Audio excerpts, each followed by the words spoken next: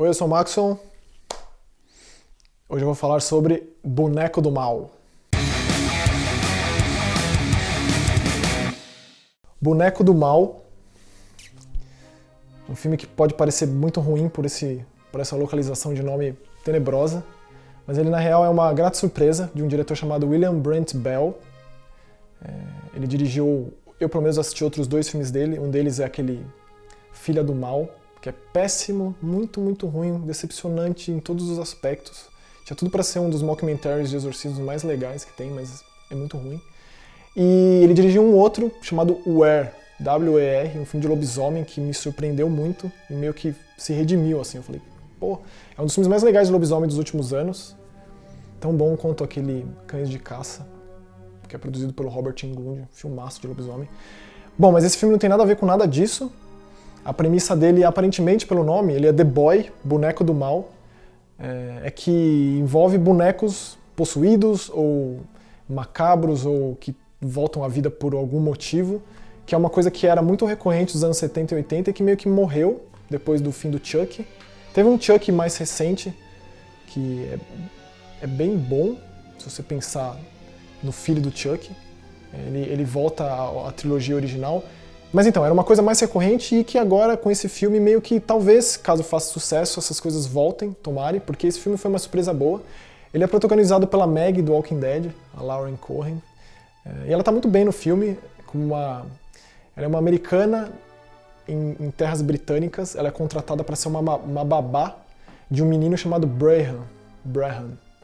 E ele é o filho de um casal de idosos, são os Hillshire, um casal que vive numa casa isolada, e quando ela chega lá, ela já percebe que parece uma casa de contos de fada e tal. E que lá, evidentemente, não tem sinal de celular e nada de civilização além da casa em si. E eu acho que não é spoiler dizer, porque o filme se vende assim, que a surpresa dela, tanto quanto da audiência, é que esse menino não é um menino, mas um boneco. E ela fica tão indignada quanto qualquer um que está assistindo o filme, só que não o casal que trata o boneco como filho. Então o filme já começa muito esquisito por aí. E eu acho isso interessante porque a partir desse momento o filme pode fazer o que ele quiser com você. Tipo, você tá assistindo um filme que as pessoas acham que o boneco é um filho deles, então vamos ver onde isso vai levar. E ele tem caminhos muito interessantes e ele surpreende lá pro ato final.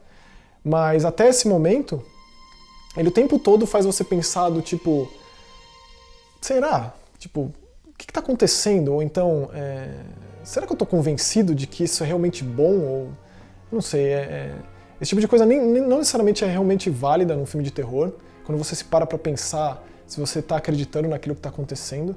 Mas é tão absurdo o começo que você não tem muita opção além de se deixar levar. E aí acaba sendo surpreendente no final. É meio apelativo isso, quando o filme ele faz uma reviravolta assim e traz uma outra proposta completamente distinta lá pelo final. Não chega a ser aquela coisa traumática do Shyamalan assim, mas ainda são filmes de terror que estão às sombras do mal do sexto sentido. Isso acontece até hoje, infelizmente. Mas esse filme ele é bonito, ele tem poucos jumpscare. No começo ele tem algumas coisas assim que fazem você pensar que ele pode ser qualquer coisa, digo, um Annabelle péssimo da vida, mas na real ele é mais do que isso, porque ele consegue construir esse final, e isso não é qualquer coisa. Então a gente conhece mais do passado desses Hillshire, do porquê que eles levaram a considerar um boneco como filho, e a gente entra na paranoia da menina, tipo, ela acha isso absurdo, mas a partir do momento que ela entra nessa, você acaba entrando nessa com ela. E existe um elo entre a realidade e o sobrenatural, digamos, que é o cara que faz as entregas na casa. Porque depois de um tempo eles contrataram essa babá porque eles vão viajar, esse casal. Eles não saem da casa há muito tempo, sei lá quantos anos, e eles saem de lá e deixam ela cuidando do boneco. E é claro que ela não liga pro boneco e não faz nada do que eles pediram. Tipo, tem uma lista de regras do que ele deve ser feito. Tem sempre a figura desse boneco de porcelana, com aquela cara estéril, assim, mas com aquela roupinha, aquele cabelinho engomadinho e tal. E aí esse elo de ligação entre esse mundo bizarro e sobrenatural com a realidade é um cara que faz entregas pra casa lá. E ela acaba tendo um vínculo com esse cara. Só que ela tem um passado, essa menina, e aí esse passado acaba alcançando ela, e também tem o passado da própria casa, do próprio Brahams, que é um menino, e do Hillshire e tal. Então acaba desenrolando pra uma coisa legal, Então eu fiquei surpreso, eu não esperava nada do filme com um nome péssimo igual esse. Parece que os caras colocam esse filme pra você não assistir, eu não consigo entender. Mas beleza, é um filme que vale a pena. E aí eu queria trazer outras recomendações de filmes de bonecos possuídos, satânicos e tal, que eu acho que são muito bons, que não são o Chuck. Mas existe um que chama Magic, esqueci o nome em português, mas ele é dirigido pelo Richard Attenborough, que quem não sabe ele é o Dr. John Raymond do Jurassic Park, o cara que fez os dinossauros surgirem à vida. Ele também dirigiu outros filmes, acho que o mais famoso dele é o Chaplin, com o Robert Downey Jr., mas ele fez esse filme de terror de um cara que é um ventríloco, com Anthony Hopkins, eu acho que é dos anos 70, final dos anos 70, 79, se não me engano. É muito bom esse filme, cara, é um filme bizarro, se você entrar nessa de bonecos macabros vivos e tal, vale a pena.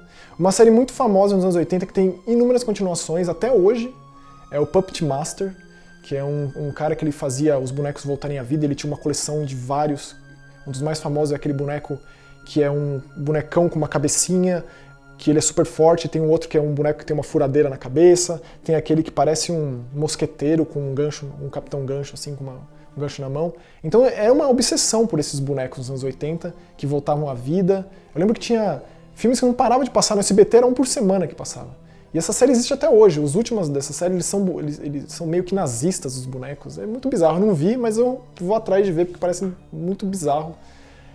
E um outro filme que pra mim é um dos melhores dos últimos tempos, desse sentido. Ele é um pouco diferente, mas também tem a temática de boneco. Ele chama May. Eu acho que o subtítulo em português é Obsessão Assassina, alguma porcaria do tipo. Mas ele é um filme do Lucky McKee, que é um diretor muito bom. Ele fez um filme chamado A Floresta, que tem o Bruce Campbell. E esse May é de uma menina interpretado pela Angela Betts, que eu pensei que fosse ser uma das revelações do terror dos anos 2000 pra cá, mas infelizmente não. Ela é uma menina bem esquisita, que ela tem obsessão por partes do corpo das pessoas. E por conta dessa obsessão dela, ela meio que vai montando, ela se torna meio que um Frankenstein, assim, e ela faz um monstro dela de vários pedaços de pessoas. E ela meio que faz esse boneco. É muito interessante. Ela tem uma boneca que fica dentro de uma redoma de vidro e tem uma cena extremamente emblemática que ela leva essa boneca para umas crianças cegas conhecerem, que ela faz leitura para cegos e elas deixam a boneca cair, aí os cegos tateando o caco de vidro, assim, uma cena grotesca. Então esse meio é um baita filme e o The Boy é uma grata surpresa, caso você veja e pense, pô, deve ser ruim. Não é, vale a pena. Então é isso aí.